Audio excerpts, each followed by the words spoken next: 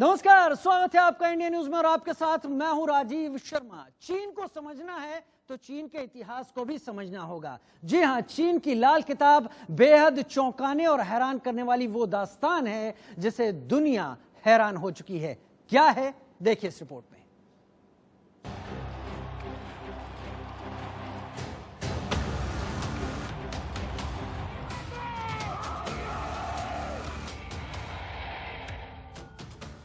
सड़कों पर खून बहाना उसका संस्कार, लोगों को जिंदा जलाना उसका व्यवहार।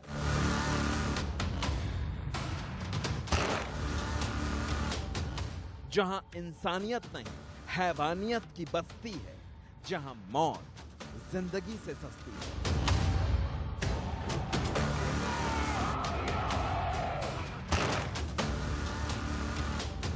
जो सत्ता के लिए खेलते हैं मौत का नंगा खेल, विरोध करने पर अपनों को भेज देते हैं जेल।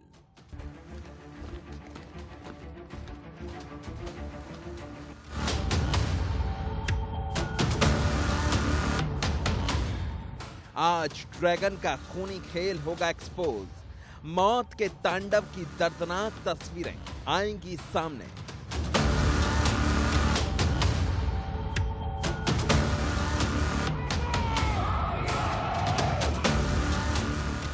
नरसंहार के खूनी सच से आज उठेगा पर्दा, रूह कपाने वाला ड्रैगन का काला इतिहास।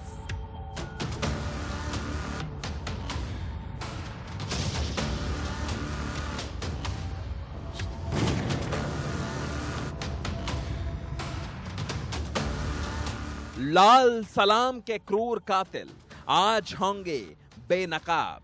चीन को देना होगा काले सच का जवाब।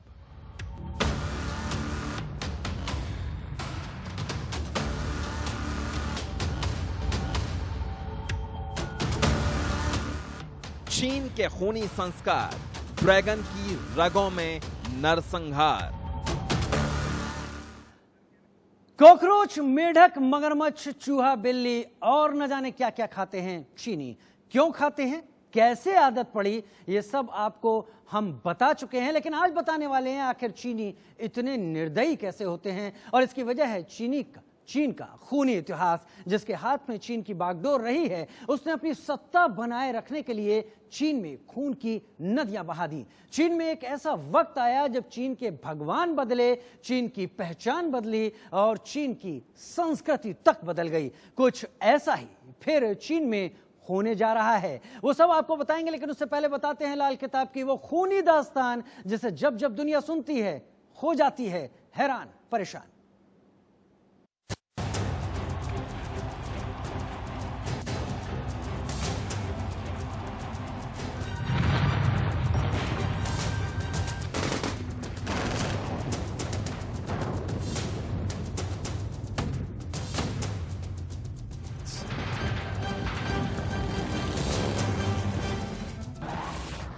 माओ की लाल किताब का खूनी राज, कत्ल किए गए जिन्होंने उठाई आवाज।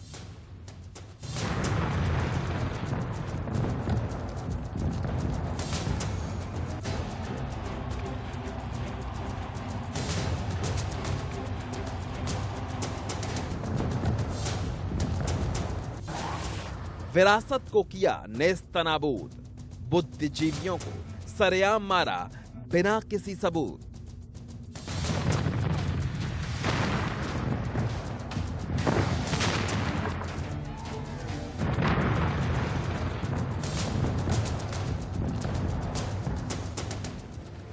चीन में यह दौर था 1966 का। हर तरफ कत्ल, खून और हिंसा का बोलबाला था। पुरानी विरासतें ध्वस्त की जा रही थी। चीन के भगवान बदल चुके थे। लाल सलाम के खिलाफ बोलना मतलब मौत, जेल या फिर सरेआम बेइज्जती। पूरे देश में लाल सलाम का खूनी खेल शुरू हो चुका था। हर तरफ से केवल और केवल चीख पुकार, चीत्कार और दर्द की आवाजें सुनाई देती थी।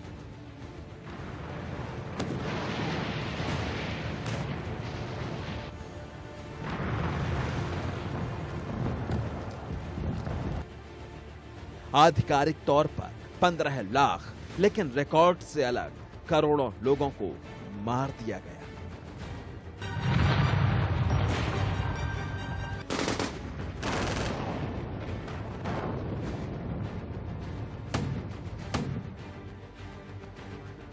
पूरे देश में सिर्फ एक ही आवाज सुनाई दे रही थी और वो थी चीनी कम्युनिस्ट पार्टी के नेता और चीन के नए भगवान बन चुके माओ त्से तुंग की।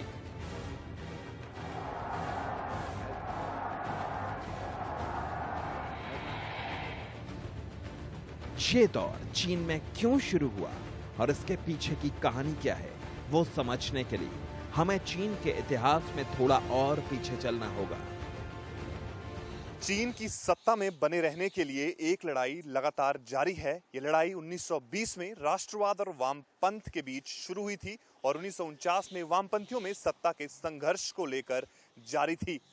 चीन की राजनीति में माओ एक स्वघोषित भगवान था। 1949 से लेकर 1966 तक माओ का चीन में एक छत्र राज था, लेकिन 1966 में जब उसके ऊपर सवाल उठने लगे तो उसने पार्टी से इस्तीफा दे दिया। लेकिन उसी वक्त उसने शुरुआत की एक खूनी क्रांति की, जिसका असर जब तक उसकी मृत्यु नहीं हुई तब तक चीन में जारी रहा।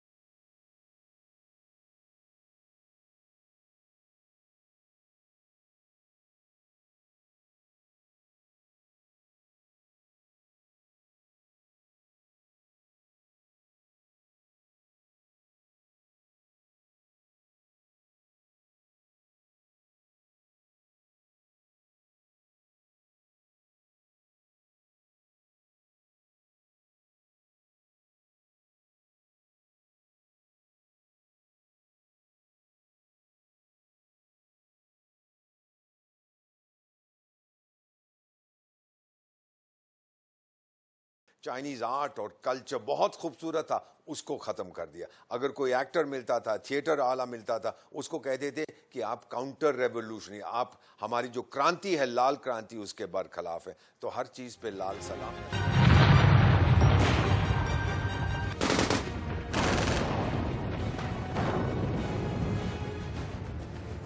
माओ इस क्रांति के बहाने अपनी ही पार्टी में अपने खिलाफ हुए लोगों को निशाना बनाना चाहता था और अपने विचारों को घर घर पहुंचाना चाहता था। माओ की इस खूनी सोच का असर भी हुआ। माओ के आह्वान पर युवा वर्ग उसके साथ उठ खड़ा हुआ, उसके निर्देशों पर काम करने के लिए सड़क पर उतर आया। इस अपार जन समर्थन को देखने के बाद माओ और उसकी टीम ने चीन में अपनी ही सेना का गठन कर दिया। इसका नाम रखा रेड गार्ड्स, यानी लाल सुरक्षक। लेकिन ये सुरक्षक नहीं, भक्षक थे, हत्यारे थे, जिनके आतंक से माओ ने चीन में खून की नदियां बहा दी। इसमें सबसे अहम भूमिका निभाई माओ के उत्तराधिकारी माने जाने वाले लियान बाओ ने। बाओ गैंग्स ऑफ फोर का हिस्सा था और चीन का मार्शल भी था। सेना और पुलिस उसके कब्जे में थी, जिसकी वजह से रेड गार्ड्स के खिलाफ कोई एक्शन नहीं ले सकता था।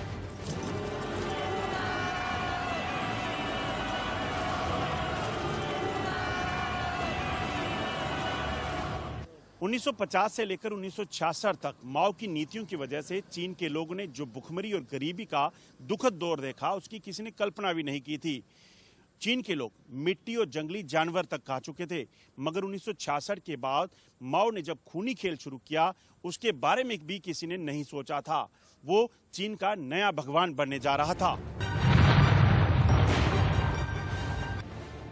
माओ होना क्या, इसके मायने क्या हैं?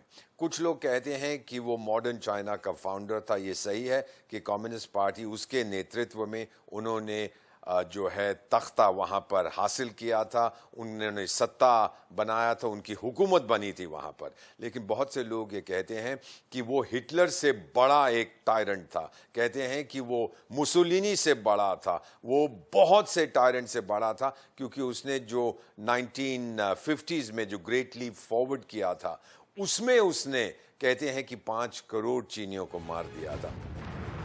रेड गार्ड्स विरासतें नष्ट कर रहे थे। हर जगह सिर्फ माओ की तस्वीरें दिखाई दे रही थी, उसके नारे सुनाई दे रहे थे, उसके पोस्टर, उसकी लाल किताब का ही बोलबाला था। भगवान बुद्ध हो या ईसा मसीह, सबके बुतों को तोड़ दिया गया। उदारवादी सोच के लोगों को सरेआम मारा जा रहा था। रेड गार्ड्स घर घर जाकर आतंक फैला रहे थे। इस दौरान सबसे हैरान करने वाला था छात्रों द्वारा अपने ही शिक्षकों का कत्ल। 1966 से 1970 तक चीन में पढ़ाई का नामो निशान नहीं था।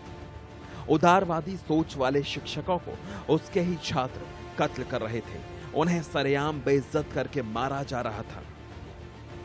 माओ पर जनता आंख बंद करके भरोसा करती थी, क्योंकि वामपंथियों के मुताबिक वो गरीबों के हक की लड़ाई लड़ता था। 1949 से चीन में माओ के राज के बाद जमींदारों को खुलेआम मार दिया गया, क्योंकि वो बुजुर्गा वर्ग का प्रतिनिधित्व करते थे। कुछ ऐसा ही सांस्कृतिक क्रांति के नाम पर चीन में फिर से दोहराया गया। चीन दुनिया में सबसे पिछड़ा देश था। जिस नेता ने भी चीन में विकास की बात की और आधुनिक दुनिया के हिसाब से चलने की वकालत की, उसे सरेआम मार दिया गया, क्योंकि वो माओ और सत्ता के बीच आ रहा था।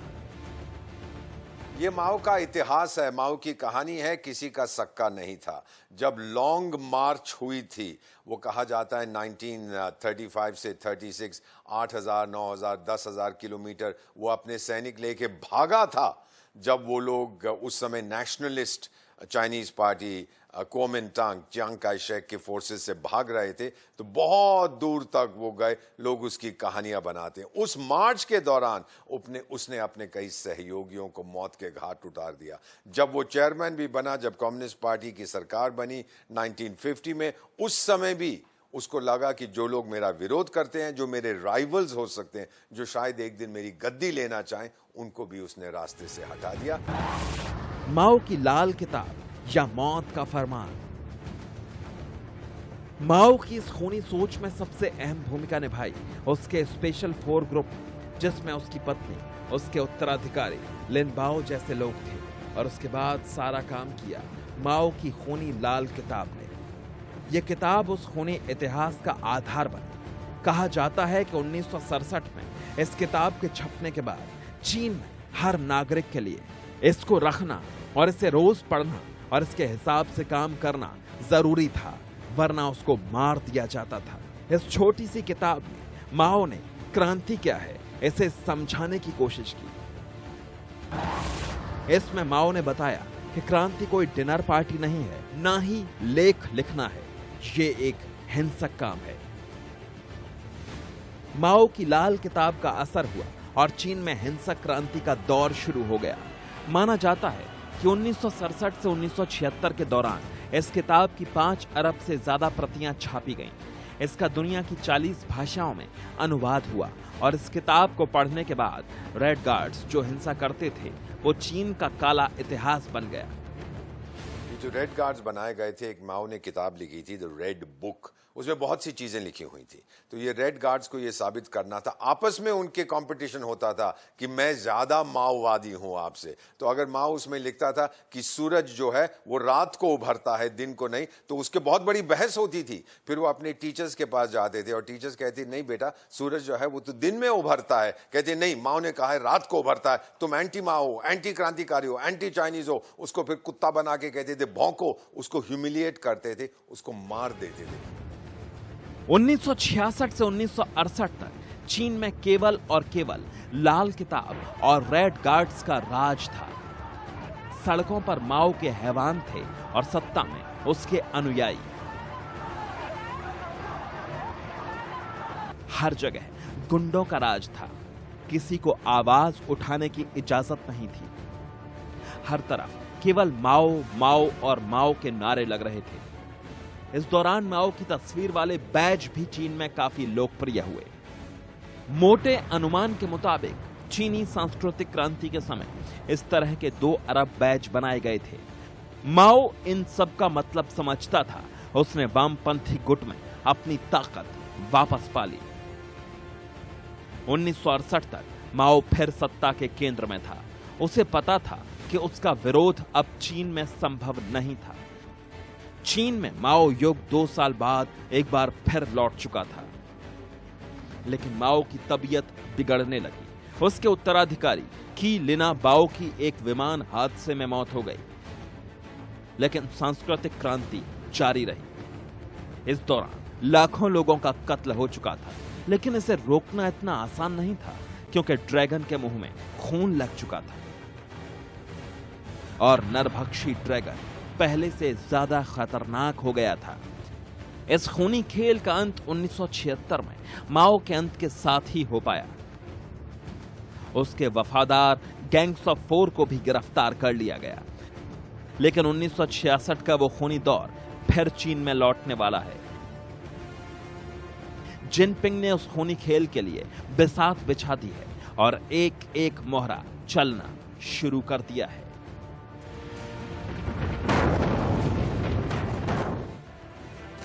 Bureau report, India news. Mao की सांस्कृतिक क्रांति में कहा जाता है कि 1 करोड़ से ज्यादा लोगों को मौत के घाट उतार दिया गया था, लेकिन यह सच दुनिया के सामने कभी नहीं आया। आधिकारिक तौर पर यह आंकड़ा 10 से 15 लाख ही कहा जाता रहा। ऐसा ही कुछ चीन में फिर से दोहराने की साजिश रची जा रही है। चीन में 1 करोड़ कम्युनिस्ट वॉलंटियर्स को गांवों में भेजा जाएगा, क्योंकि जिनपिंग को डर है कि कहीं उनका हाल भी वही ना हो जाए जो 1966 में माओ का हुआ था। शायद चीन की सत्ता के लिए खेला जाने वाला खूनी खेल वहां के शासकों की रगों में बसा हुआ है।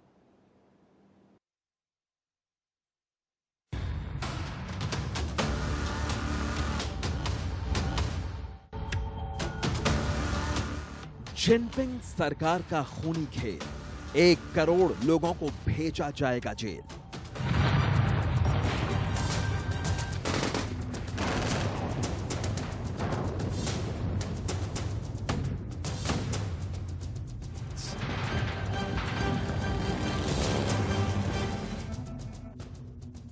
चीन में नौजवानों को नया हुनर सिखाने का बहाना, असल में जिनपिंग को विरोध है दबाना।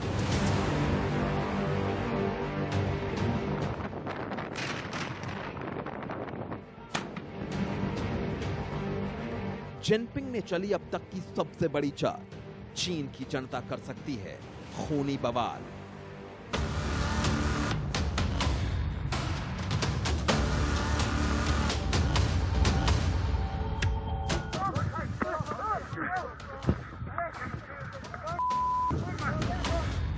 उन्नीस 1950 के दशक में माओ ने एक खेल खेला था। पार्टी में अपना कद और देशवासियों के बीच अपना सम्मान बढ़ाने के लिए युवाओं से गांव जाने का आह्वान किया और उन्हें वहां से कड़ी ट्रेनिंग लेकर आने को कहा।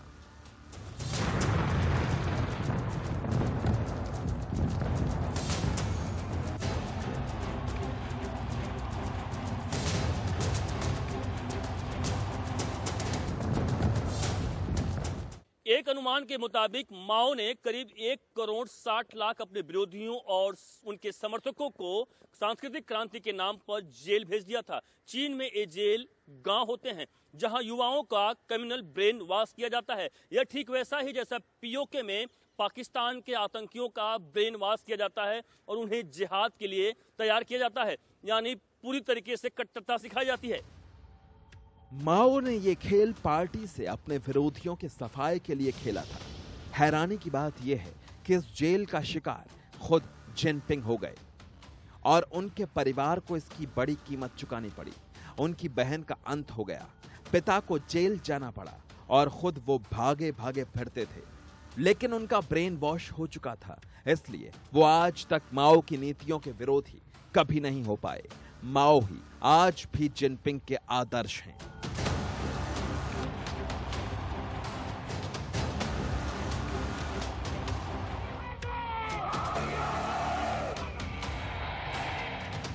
बारबरा टचमैन जो एक अमेरिकन प्रोफेसर है, उन्होंने एक पुस्तक लिखी है द मार्च ऑफ फॉली, यानी मूर्खता की परेड। और मुझे लगता है कि शी जिनपिंग उसी मूर्खता की परेड में अब शामिल हो गए हैं।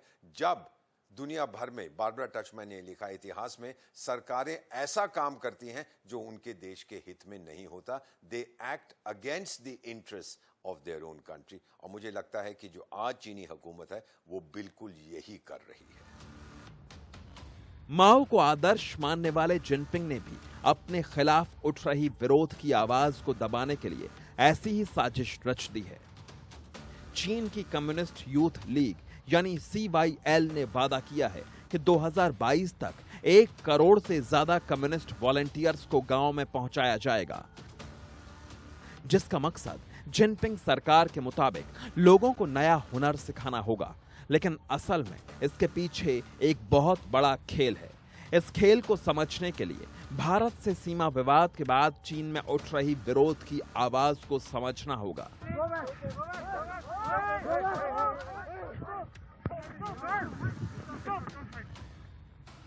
भारत ने गलवान में कितने चीनी सैनिकों को मारा, इसका जवाब जिनपिंग सरकार ने आम जनता को तो नहीं दिया, जिसके बाद लोग भड़के हुए हैं और जिनपिंग सरकार के खिलाफ विरोध की भावना प्रबल होती जा रही है। वहां की सोशल साइट बीवो पर सरकार विरोधी बयानों की बाढ़ सी आ गई है। सवाल चीन की सेना के जवानों को न मिलने वाला सम्मान है। सवाल चीन की सरकार की एक तरफा पॉलिसी है। तो ऐसे में जिनपिंग को अपनी सरकार तो बचानी है, क्योंकि संविधान संशोधन के बाद जिनपिंग जब तक चाहें चीन के राष्ट्रपति रह सकते हैं और विरोध की आवाज को दबाए बिना यह मुमकिन नहीं है। और इसीलिए उनकी पार्टी ने 1 करोड़ युवकों के ब्रेन वॉश करने का फैसला किया है। अब जिनपिंग सरकार भी उसी नक्शे कदम पर है। चीन में लोग सवाल उठा रहे हैं, क्या हम फिर 40 साल पुराने खूनी क्रांति के दौर में जा रहे हैं? कुछ चीनी नागरिकों का कहना है कि कभी कभी इतिहास आगे बढ़ता है, कभी कभी पीछे हट जाता है। तो साफ है, चीन में 1966 वाला दौर फिर लौट आए तो हैरानी नहीं होगी और ना ही कोई आश्चर्य, क्योंकि चीन के शासकों की रगों में नरसंहार बसा है। और सबसे बड़ी बात, राष्ट्रपति शी जिनपिंग माओ से काफी प्रभावित रहे हैं। उनके मन में अभी भी माओ के दौर की यादें जिंदा हैं। वो खुद जिंदगी के 7 साल शांसी के एक गरीब गांव में गुजार चुके हैं और उसके बाद माओ की नीतियों की वजह से उनकी बहन तक की मौत हो गई। लेकिन चीन में देश और परिवार से ज्यादा सत्ता मायने रखती है, जिसके लिए खूनी खेल खेलने से भी किसी को गुरेज नहीं होता। चीन में बहुत सी पॉलिटिकल ट्रांसफॉर्मेशंस हुई हैं, बहुत से ऐसे मौके आए हैं कम्युनिस्ट चाइना में, जब से कम्युनिस्ट बना है, कि लोगों ने सत्ता हासिल करने की कोशिश की है और वो कोई भी कीमत चुकाने को तैयार है, किसी हद तक जाने को तैयार है, किसी दीवार के सामने रुकने को तैयार नहीं है। प्रॉपर बिहेवियर, डेमोक्रेटिक थॉट्स, ये नहीं समझते इसके मायने क्या है। माओ ने सांस्कृतिक क्रांति के नाम पर सरकार, शिक्षा और मीडिया में पूंजीवादी प्रभावों और बुजुर्गा सोच को खत्म करने का ऐलान किया था।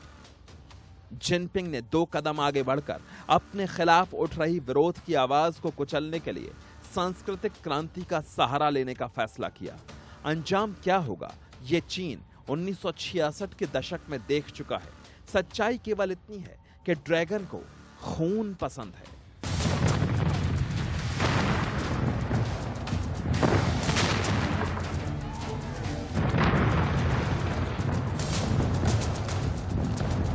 Bureau report, India news.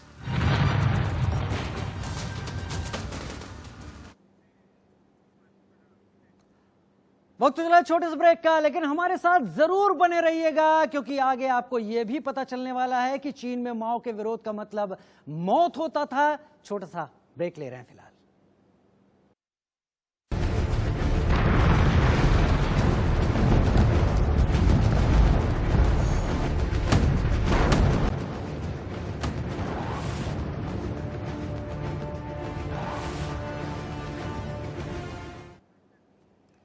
तो अब तक आप इस शो में 1949 से 1976 तक चीन में माओ का एक छत्र राज्य था इस बारे में जान चुके हैं। वो चीनी कम्युनिस्ट पार्टी का सबसे ताकतवर चेहरा थे और उनका विरोध करने का मतलब मौत और सिर्फ मौत होता था। उनके पास केवल एक पद था, चीन की कम्युनिस्ट पार्टी के अध्यक्ष का, लेकिन चीन में केवल उनका ही शासन था। चीन में कहने के लिए एक सरकार थी, लेकिन उस सरकार के राजा माओ त्से तुंग ही थे। उनके पास सरकार में कोई पद नहीं, लेकिन एक भी काम उनसे बिना पूछे चीन में नहीं किया जा सकता था।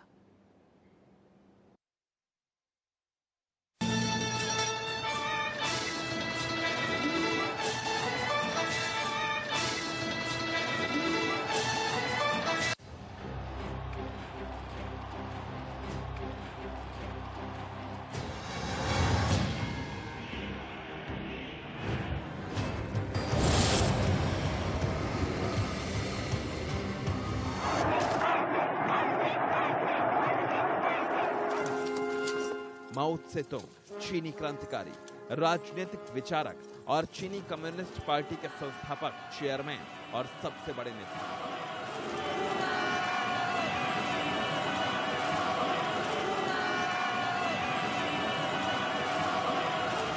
चीन का ऐसा तानाशाह जिसका विरोध करना तो दूर, उसके खिलाफ एक शब्द बोलने का मतलब सिर्फ और सिर्फ मौत थी।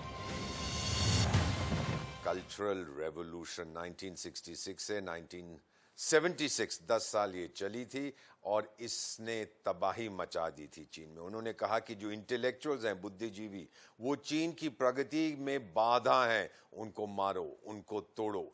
उस समय जो हालात थे चीन के बहुत बुरे थे। वहां पर क्या करते थे, विद्यार्थियों को कहा गया, ये माओ ने कहा कि आप में जो क्रांतिकारी जोश है कम हो रहा है। ये मैंने लाल किताब लिखी है, अब हर जगह जाओ, चीन में फैल जाओ पूरी तरह से। जितने टीचर्स हैं आपके मदर फादर हैं, अगर वो बिजनेस में हैं या नौकरी करते हैं, उनको आप घर से बाहर निकाल दो, उनको री एजुकेशन कैंप में भेजो और उनके बरखिलाफ गवाही दो। आधुनिक चीन की नींव रखने वाले माओ के हाथ अपने ही लोगों के खून से रंगे हुए हैं। माओ का मानना था कि चीन को तरक्की करनी होगी, चाहे इसके लिए करोड़ों लोगों की जान ही क्यों न चली जाए।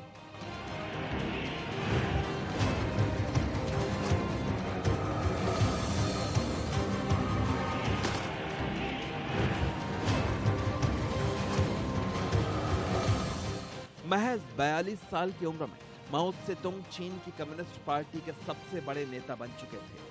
उनकी इजाजत के बिना चीन में एक पत्ता तक नहीं हिलता था। नागरिक सेवाओं से जुड़े अधिकारों को छोड़कर सारे अधिकार माओ के पास थे। माओ का सत्ता चलाने में सीधा हस्तक्षेप नहीं था। माओ अपने आवाज से ही नीतिगत मामलों पर अधीनस्थों को निर्देश देते थे। उनको लागू करने की जिम्मेदारी तत्कालीन प्रधानमंत्री चाउ एन लाई समेत सरकार के दूसरे लोगों पर होती थी। माओ चीन के ऐसे शासक थे जिनके पास सिर्फ कहने के लिए पार्टी के चेयरमैन का पद था। उनकी मर्जी के बगैर चीन में एक भी नीति नहीं बनती थी। जब भी चीन में कोई बाहर का राष्ट्राध्यक्ष आता था तो उसके मिलने का समय माओ से कभी भी तय नहीं होता था। माओ का जब मन करता था वो उन्हें बुला लेते थे, जैसे उन पर कोई एहसान कर रहे हों, फिर चाहे रात के 12 बजे हों या सुबह के 4। माओ के डॉक्टर रह चुके जी शी ली ने माओ के निजी जीवन के बारे में बहुचर्चित किताब लिखी है, the private life of chairman Mao. उसमें वो लिखते हैं, माओ ने अपने जीवन में कभी दांतों पर ब्रश नहीं किया। जब वो रोज उठते थे तो दांतों को साफ करने के लिए रोज चाय का कुल्ला किया करते थे। एक समय ऐसा आ गया कि उनके दांत इस तरह दिखाई देते थे जैसे उन पर हरा पेंट कर दिया हो। माओ को नहाने से भी बहुत नफरत थी। हाँ, वो तैरने के बहुत शौकीन थे और अपने आप को तरोताजा रखने के लिए गर्म तौलिए से स्पंज बाथ लिया करते थे। एक बार अमेरिकी राष्ट्रपति निक्सन से मुलाकात के समय माओ इतने मोटे हो गए थे कि उनके लिए एक नया सूट सिलवाया गया, क्योंकि उनके पुराने सूट उन्हें फिट नहीं आ रहे थे। जैसे ही निक्सन से मुलाकात खत्म हुई, माओ ने अपना सूट उतारकर अपना पुराना बाथरोब पहन लिया। माओ वैसे तो जूते नहीं पहनते थे, अगर पहनते भी थे तो कपड़े के जूते। औपचारिक मौकों पर जब उन्हें चमड़े के जूते पहनने होते थे तो वो पहले उसे अपने सुरक्षा गार्डों को पहनने के लिए देते थे ताकि वो ढीले हो जाएं। वहीं माओ की एक बायोग्राफी में जंग चैंग ने बताया कि माओ की गजब की याददाश्त थी। पढ़ने लिखने के वो बहुत शौकीन थे। उनके शयन कक्ष में उनके पलंग के आधे हिस्से पर 1 फुट की ऊंचाई तक चीनी साहित्यिक किताबें पड़ी रहती थी। उनके भाषणों और लेखन में अक्सर उन किताबों से लिए उद्धरणों का इस्तेमाल होता था। वो अक्सर मुड़े तुड़े कपड़े पहनते थे। उनके मोजों में छेद हुआ करते थे। माओ का घर देखकर नहीं कहा जा सकता था कि वो इतने बड़े देश के सबसे ताकतवर नेता थे। माओ के बारे में कहा जाता है कि वो अपने पलंग के अलावा किसी और पलंग पर नहीं सोते थे, इसलिए माओ जहां भी जाते थे उनका पलंग वहां उनके साथ जाता था। एक बार तो विमान से उनका पलंग मास्को तक लाया गया। चीन में दबे छुपे लोग ये भी कहते हैं कि माओ का जवान लड़कियों के प्रति गहरा झुकाव था। हालांकि इसके सबूत नहीं मिलते। ठीक वैसे ही जैसे उनकी खूनी क्रांतियों में कितने करोड़ लोग मारे गए, इसके सबूत नहीं मिलते। चीन की सड़कों पर सबसे ज्यादा खून बहाने वाला नेता अगर कोई है तो वो है Mao Tse tung. Bureau report, India news. चोरी और सीनाजोरी करने वाला चीन डरपोक नंबर 1 है। बम, बारूद और एटमी धौंस दिखाने वाला ड्रैगन जंग के नाम तक से कांपता है। जानते हैं क्यों?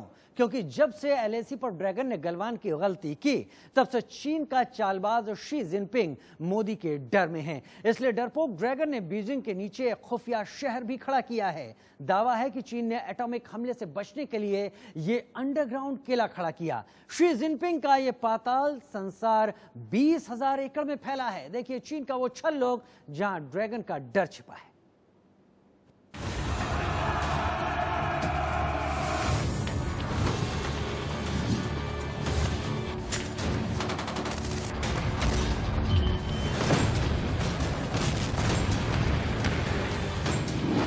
भारत को आंख दिखाने वाला शी जिनपिंग डरपोक नंबर 1 है।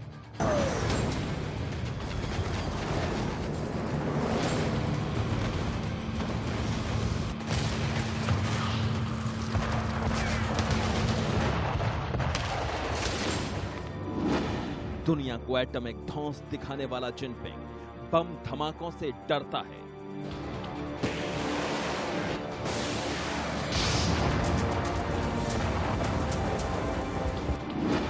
गलवान में भारतीय जवानों पर धोखे से वार करने वाले ड्रैगन का बॉस युद्ध से घबराता है।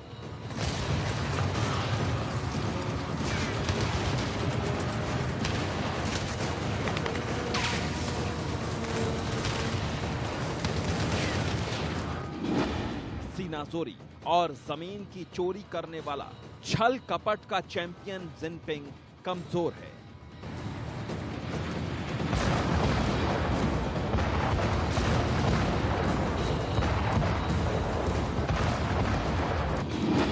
मोदी की ललकार के बाद चीन का सुपर बॉस बम बारूद की आवाज से भी कांपता है।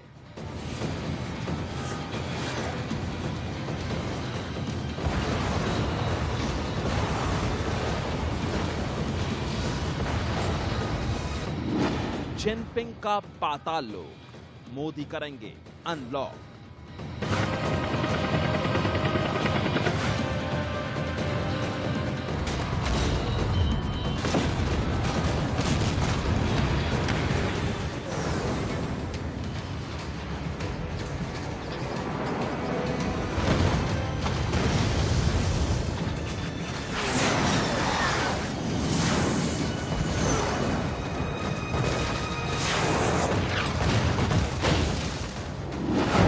ड्रैगन का वो पाताल किला जहां 10,000 एटॉमिक बंकर हैं।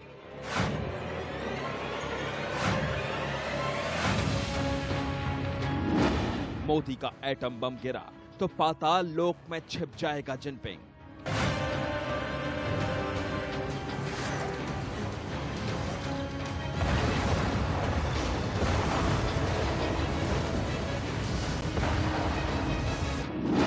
जमीन के नीचे वो सीक्रेट शहर जहां ड्रैगन के बॉस का किला है।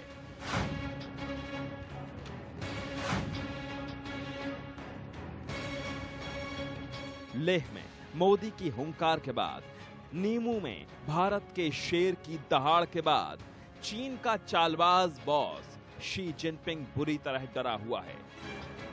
इसलिए उसने अपने लिए पाताल लोक खुदवा दिया है जहां वो छिपने वाला है। अगर भारत और चीन के बीच युद्ध हुआ तो सबसे पहले जिनपिंग इसी जगह छिपेगा। वो जगह कैसी है, कितनी पावरफुल है, कितनी बड़ी है, कितनी गहरी है, उसके कितने दरवाजे हैं, उसे किसने बनाया, ये सब आज हम आपको बताने और दिखाने वाले हैं। ये जो खुफिया शहर है ये नेशनल कमांड सेंटर है जो कि कोई 10 साल पहले बनाया गया था। ये बीजिंग के नॉर्थ वेस्ट में है और ये अंडरग्राउंड कमांड पोस्ट है ताकि जब एक न्यूक्लियर हमला हो उससे बचने के लिए चीन के तमाम बड़े बड़े लीडर और सेंट्रल मिलिट्री कमीशन के ओहदेदार और कैबिनेट मंत्री वहां पर अपना काम चालू कर सकते हैं ताकि राजधानी से ज़्यादा दूर उनको ना जाना पड़े और सरकार काम करती रहे। 20,000 एकड़ में फैले खुफिया शहर में शी जिनपिंग का वो एटॉमिक बंकर कहां है जहां एटम बम का भी असर नहीं होता।